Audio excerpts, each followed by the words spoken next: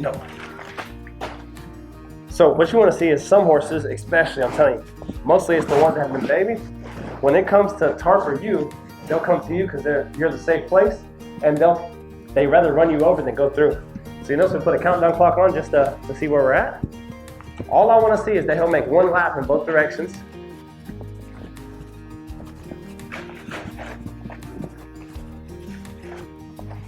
Now, if this was an undomesticated horse, like a wild Mustang or something, of course it would be a lot more spastic, but the same thing.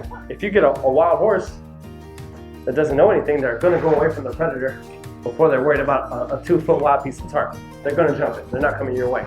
The only horses that I've had that have been sketchy, that would rather run you over than go over the tarp, are, again, the horses that have been babied until they got out of hand. And those horses might question you. Oh.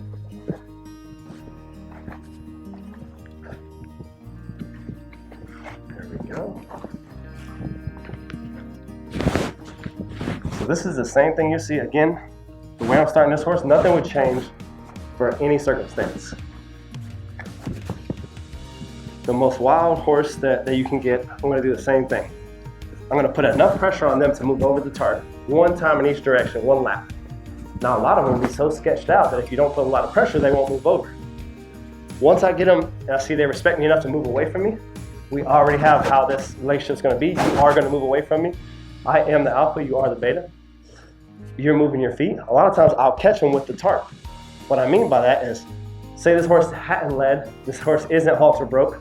A lot of times they'll run from me, but they'll stop right there at the tarp and they need an extra push to jump over the tarp.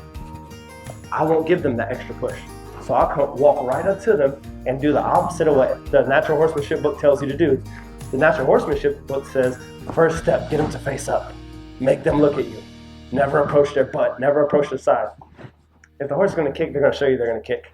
In this moment of insecurity, I'm quickly trying to put my hands on them. The best horsemanship tools you'll ever be given are your hands. I get my hands on them. Normally I'm going to start right here, very close to the drive line, because I can get the horse to stop or get the horse not to roll back by being here. Once I get that, I'll put my hands all over him, get him caught. Again, this horse leads, so that makes the job easier. If the horse didn't lead, I'll be pulling to one side or the other. If the horse didn't want to move forward, we would just do circles and disengage his shoulders, and that would get him going forward. But again, this guy already leads. Once we get him leading, now we're going to go to kindergarten.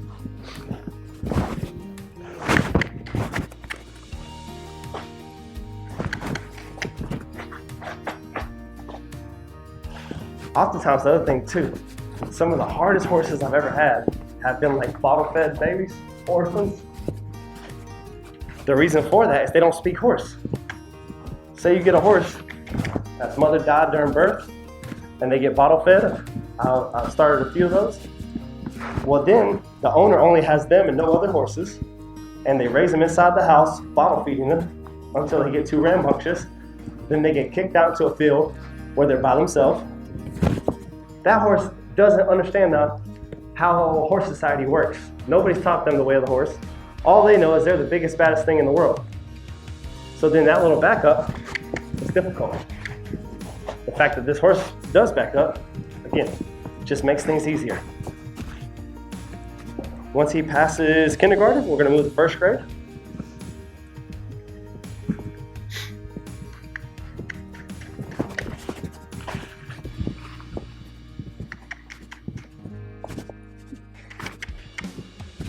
I just want to see if I can disengage his hindquarters.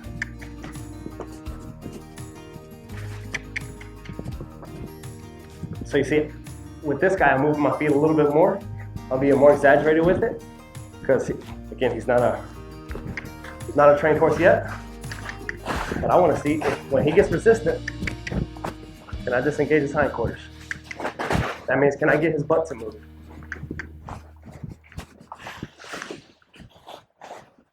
There we go. Nice.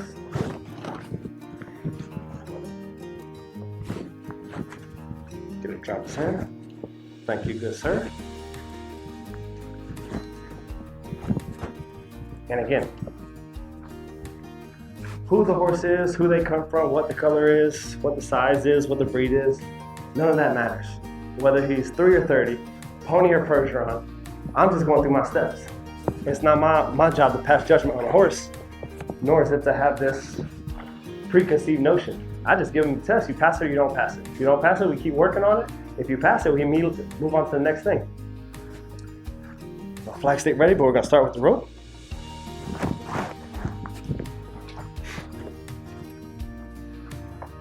So obviously, if you see a horse, you'll hear me say, hey, let me take your horse for a walk and let the horse tell me his story. I can tell so much for a horse just by my interaction with him. Just by going through these steps, I can tell that he's been through some steps or something similar, because no young horse is gonna accept this if you haven't. So I can tell that he's been through this kind of groundwork before.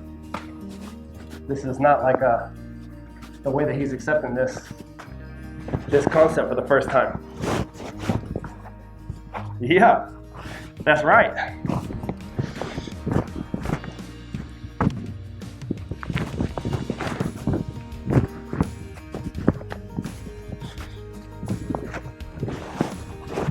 So you can already see the fundamentals starting to show up. The groundwork that's been put on them already starting to show up.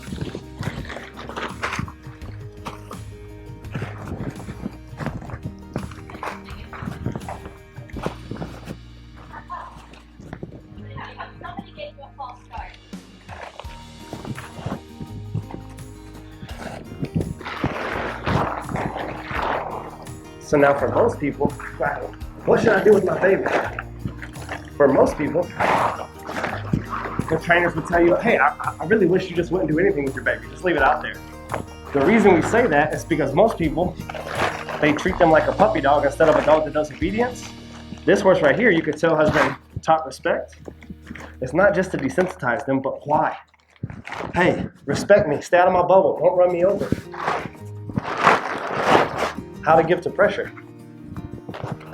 When you're doing good like this, of course, I wish all owners would spend that quality time with their babies to make it easier for us. But I'm telling you, after starting, I don't know, 100 horses a year or something ridiculous, most folks, when they spend time with the babies, they don't come out like this. Most of the time, if people have spent quality time with the baby thinks that the person is nothing to fear and nothing to respect. So whenever they get uncomfortable, they want to run you over. They want to get in your bubble. That's not what we're looking for. You can be confident around us. We are going to be your leader, but don't run into us.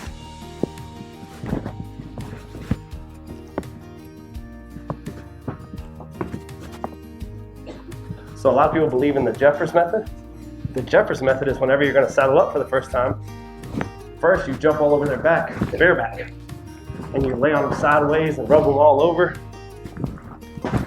It does work. Let's start there. Anything that's called a method or has some legitimacy, it must work or people wouldn't do it. Me personally, I like to put inanimate objects on my horse. So if they kill the ball up, it's the ball. I like to put a tarp and a flag and a rope and everything. So by the time that I get up there, I'm the least scary thing that's been on their back.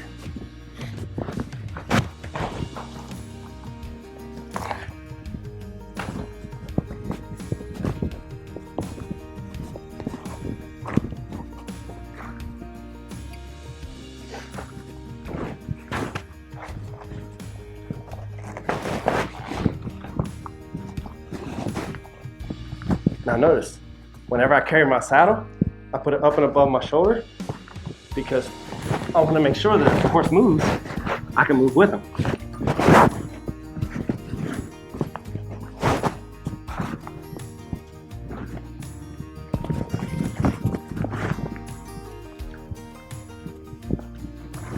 All right.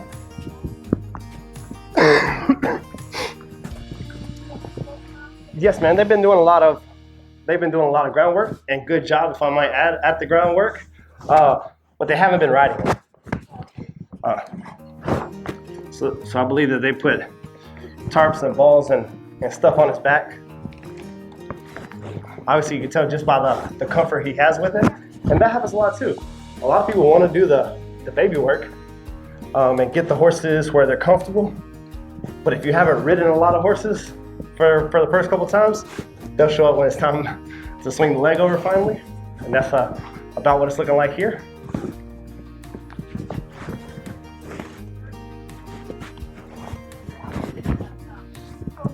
Okay, so stir single and cinched up, but not a saddle.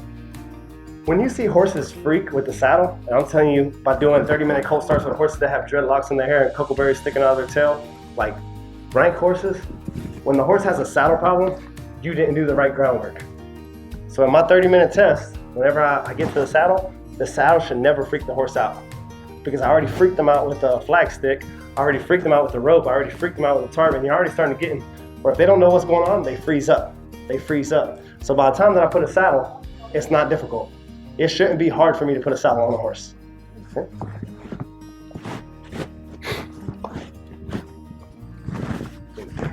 Notice whenever I do this, I have the lead through my hand.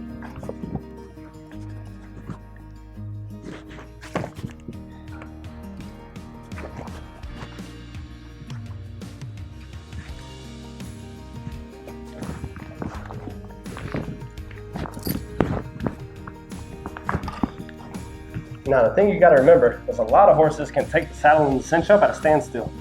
But the second that they move their feet, they're gonna pop. So what we're gonna do to try to keep that from happening is the first thing that we're gonna do is move him in a circle. Obviously we can't avoid bucking if it happens, but we're gonna do everything we can to not invite it. So we're gonna turn just like this. We're always gonna move this horse's feet to the side. Every new thing that we do, his feet are going to the side first. We don't want him going in a straight line. We don't want him to buck for no reason.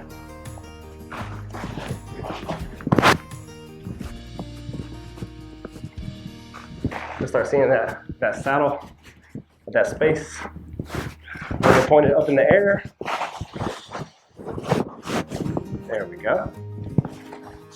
So if I had a horse that was real sold up and didn't want to move in a colt starting competition, a colt starting competition is a horse that usually don't lead too well and have no groundwork, have nothing done, and you have 1 to 3 days, depending on what colt starting competition it is, to get that horse not only under saddle, walk, trot, canter, big open arena by yourself, then a big obstacle course.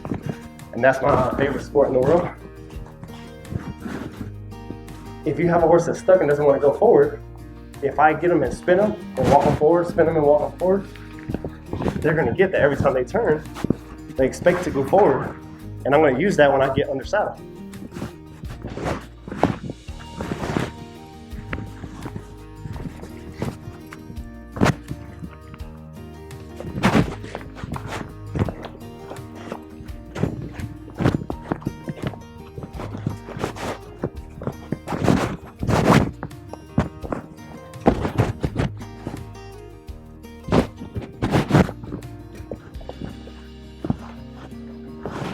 This is a good bit different than the last Palomino colt I had in the clinic.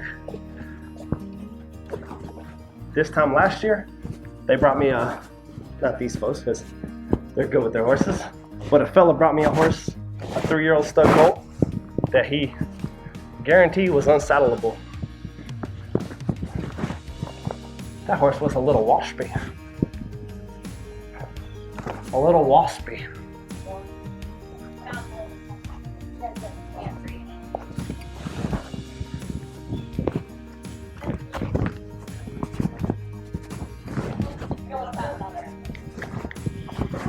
There we go. Got him cinched up a little better now. Perfect.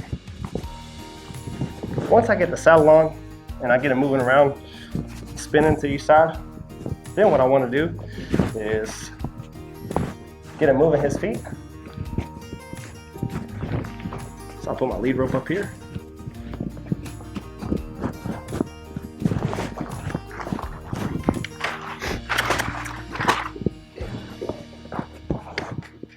Couple things I'm looking for.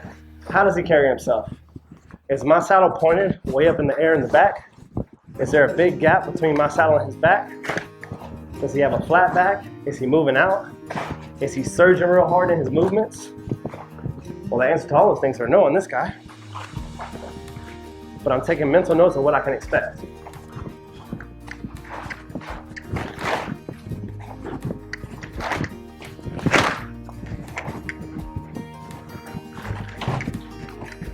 So he's trotting nice. We'll see if we get a canter out. Canter.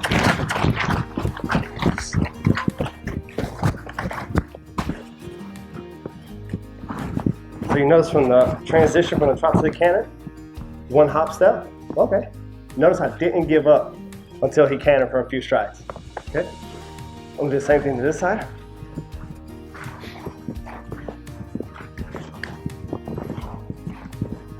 All right. Canter. Nice.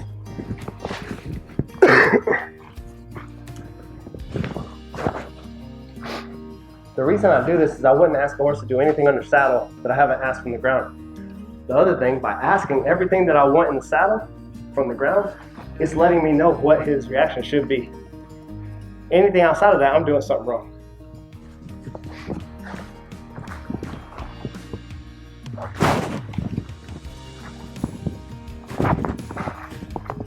What's up, buddy?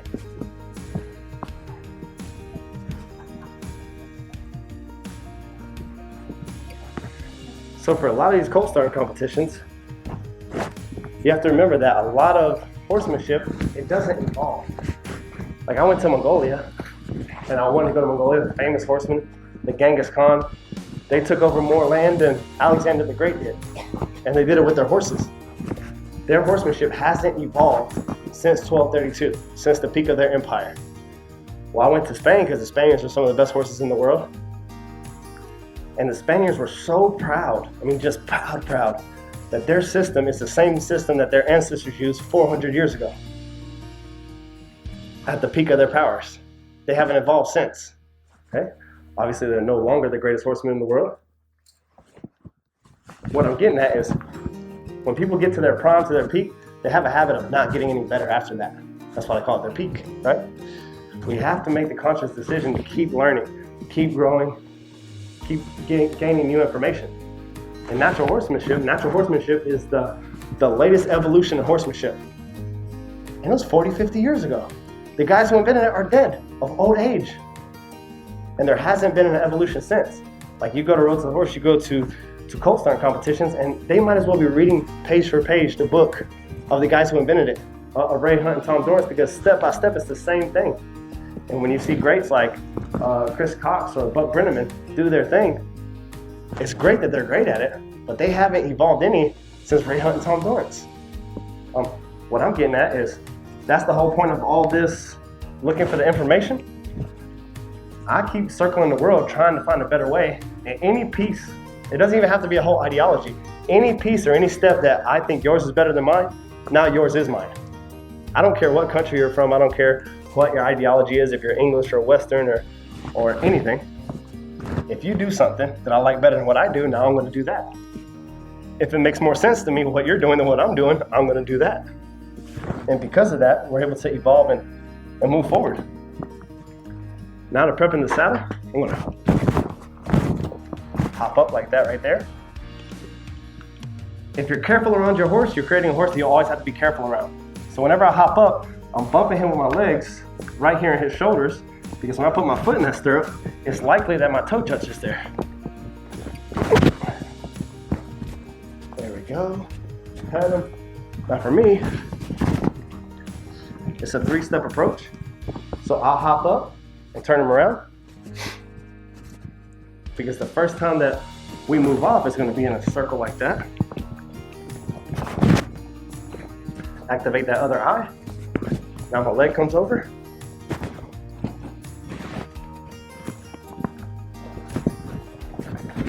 Nice. Circle one more time.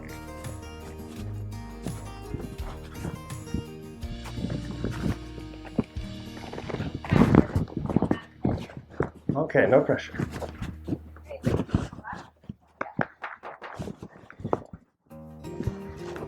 So my first time mounting and being up here, I'm not going to get quiet. I don't want to surprise them. Hey, I'm here. I'm not gonna freeze up.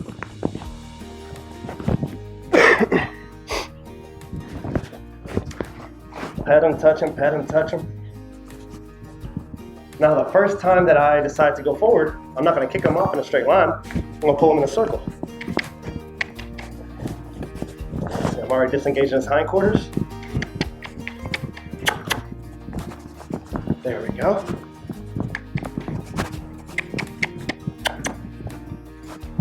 There we go. Good job.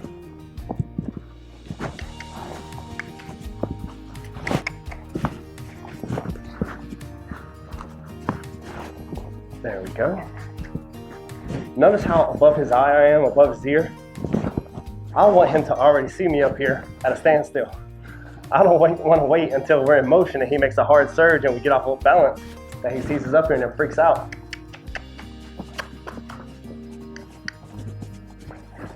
There we go.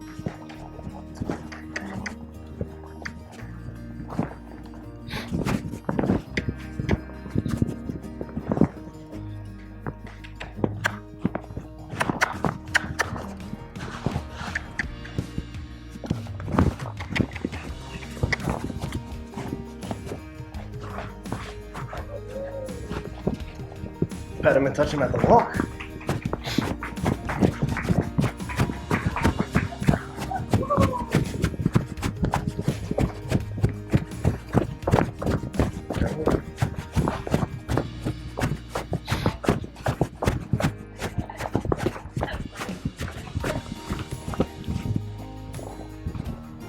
Notice how loose the reins are. This horse doesn't know anything about stopping, anything about rating, anything about slowing down. So everything I do is on a loose rein.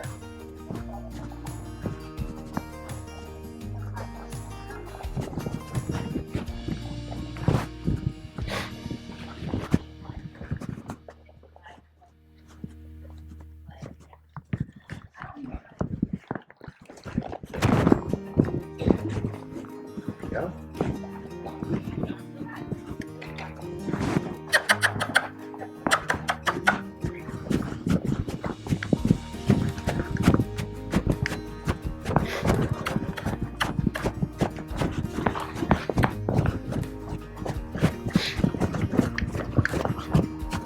So usually these are the 3 steps that I'm looking for. I circle, circle, circle till they walk. Good job. Circle, circle till they walk. The first time they walk off, their head comes up. Their head comes up, that tells me that they're tense, anxious, and nervous. I keep walking until their head drops. When their head drops at the walk, I know it's okay for me to transition up again, transition into the trot. Whenever they trot, they get anxious and nervous and pick their head up, and I'll trot until they bring their head back down. So walk. The second he walks, I'm completely relaxed, not moving. The fact that he takes it and he's dropping his head, now I know I can ask for a trot.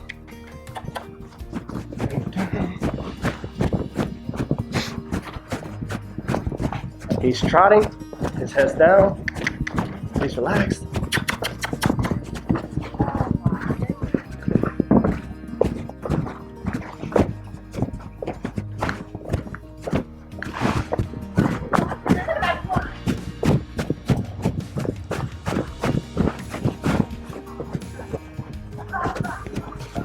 What I want you to notice is whenever he went forward, I didn't get nervous. Oh my gosh, I'm on a young horse, I better hold him back.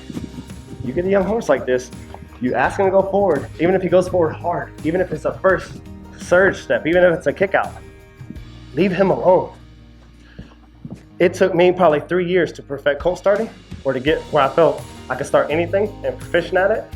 The hardest thing for me to do was not grab the reins. Whenever you're on your finish horse, everything that happens, you grab reins, it becomes our natural instinct, right? You can't grab the reins on a young horse like this. If he surges forward and you grab the reins, you're going to buck, okay? You're going to have problems.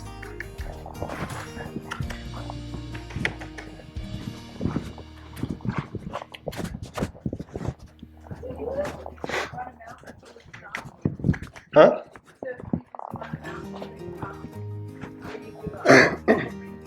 So you see how uneasy he is carrying my weight? Like just carrying around, even when he's calm and quiet, which a lot of horses aren't, he's like, oh man, you're a fat ass, you're on my back, right? He's not gonna go very far. When you see wild horses or untrained horses take off with somebody blindly, it's because when they just clinch on because they're worried about the young horse. That's when you see blind motion happening. But with the desensitizing that he already accepted, and us being up here and touching him, and the fact that he hasn't just blown off the hinges, that's the whole point that we're trying to get the horse to blow off the hinges from the ground, so we can get them thinking about it, right? So I'm not worried about him running nonstop forever. And if he does, I can still one rein him if I really need to, but I'm really not gonna try to in the first couple rides. Trot.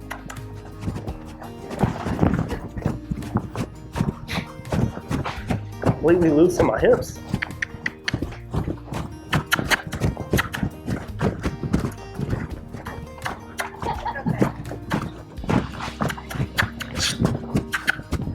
Canter.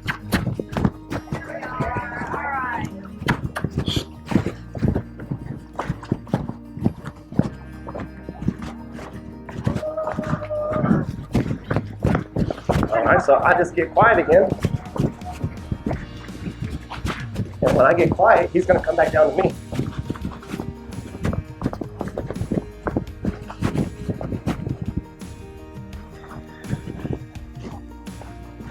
I didn't stop him.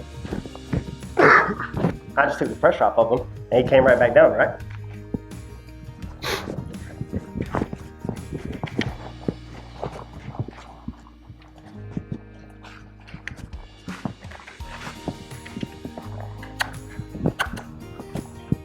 Notice how I only grab one rein at a time, because right now all he knows is left and right.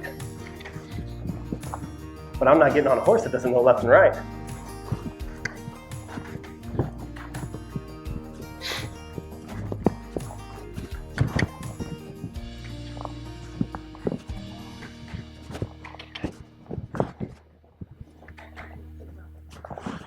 So people ask me, hey, well, what's the difference? If this horse would have been left out, not touched, what would have been the difference in starting him compared to having the good work? Right now, since he has such good groundwork, it doesn't take very much of a rider to start him. Like, you don't have to be the utmost confident person in the world to get him started under saddle and give him a good start. Whenever they're not touched, they are going to have hard surges. They are going to skitter out from under you. They are going to move fast. They are going to give a little kick out. All that means is the person riding has to be confident, but you're going to have the same result in the end. Like at the end of the 30 days, you're going to have the same thing. If he had never been touched, he would still be going over these obstacles. We would still have gotten a tarp on him. He would still be playing soccer. The quality work that has been done to him makes it a lot easier. I haven't had to struggle whatsoever. I haven't had to resist too much or resist any urges to not hold back. He's just like, oh, okay. So that tells me they've been doing a lot of shenanigans with him at home because nothing is bothering him, which is awesome. You can't ask for a better start out of a young horse like this. Walk, trot, canter, over obstacles, play soccer. That's what we want to see. Does anybody have any questions?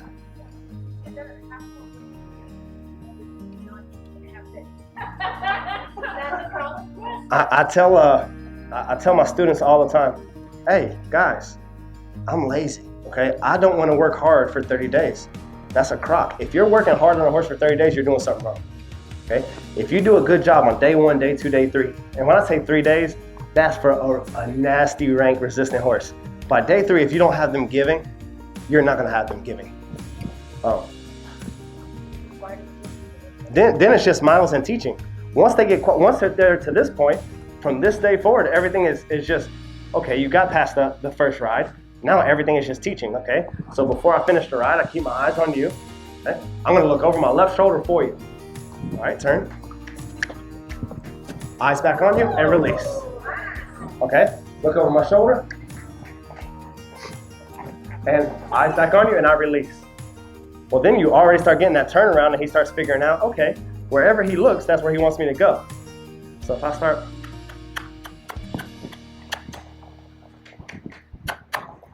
all right, so I'm gonna look at that MG on the far wall.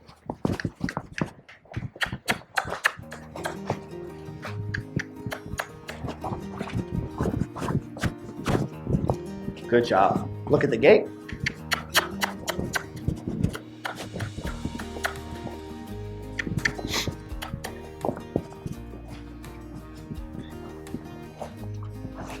Look at the ball. And I'm already using hands, legs, body.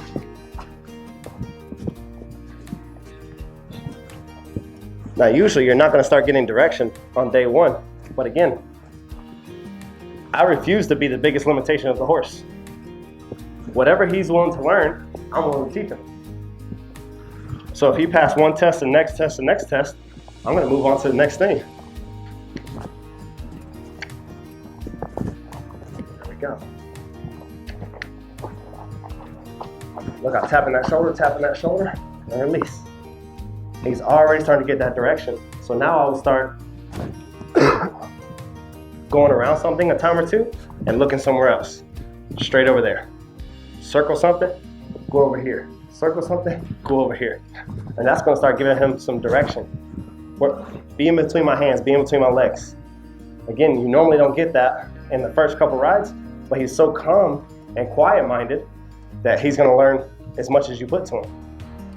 So a lot of folks that tell you how to start a horse, well, you need to do this for 30 days. Well, you need to be in this round pen for 20 of those 30 days. Why? Right now, I'm ready to go outside. Okay? You give us this on a training horse, and if this is day one, either today or by tomorrow, we would be outside already. Because if I have left, right, and even when he gets a little spooked or whatever, I still have left, right, it's already time to go out. Because if I spend 20 days in this round pen with this horse, he's going to get so sour. He's going to get so bored of going around in circles. So very quickly, like I did the Mustang makeover and I was working with Mustang Maria, and by day 3 we were doing short rides. But it took one day for her to understand to give the pressure. The second day to start getting left, right, where even when she was scared, she would give me left and right. Hey, I have left, right, let's go out. The other thing that's very important, mounting and dismounting is some of the most dangerous stuff with the young horses. Whenever you're gonna get off, wiggle, wiggle, shake, shake, step off.